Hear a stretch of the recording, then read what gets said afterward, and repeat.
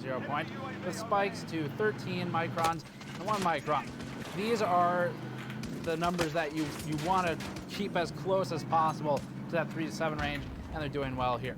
Measurements were overall highly consistent.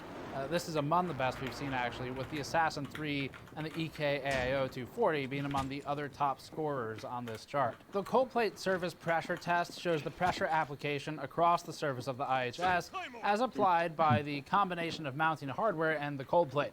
To get a good reading here requires both a cold plate that conforms well to the surface, often present in smooth finish blades, and a mounting kit that evenly applies force. This isn't a height map of the literal height, it's a representation of the distribution of pressure, which is mostly determined by the mounting hardware. If we bring back our cold plate pressure measurement from the Lee Galahad review, you'll see that the pressure was unevenly applied on both of the CPUs by both of the Galahads we tested. That's because the Galahad tightens only on 2 sides of the IHS via the AMD clamps, but it does so in a way that lacks distribution of pressure.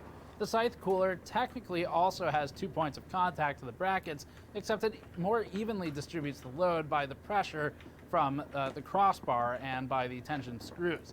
We did cold plate pressure tests with a hard mount and a soft mount. Our recommendation is to go with the aforementioned 1-ish to 1.5 millimeters of leftover threads, which would be positioned between these 2 mounting pressure tests.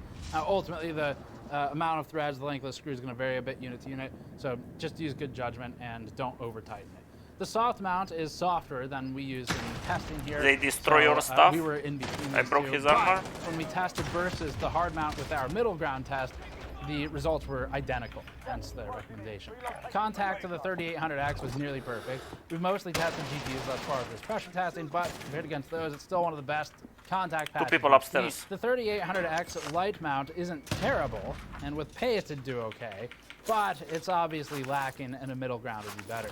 The 3950X heavy mount isn't as good as the 3800X. This illustrates some differences in the IHS itself, so obviously there's a sample limitation here. The mount is still good, just not as impressive, and overall the Fuma 2 has fairly even contact and mounting pressure against the entire IHS, and this is a contributor to its performance. Next is the AMD R7 3800X, shown at 35 dBA here. This reduces us from the 200 watt heat load to about 123 to 125 watts. Come with me. I'll rocket them upstairs. They're upstairs. Including Intel and AMD alike.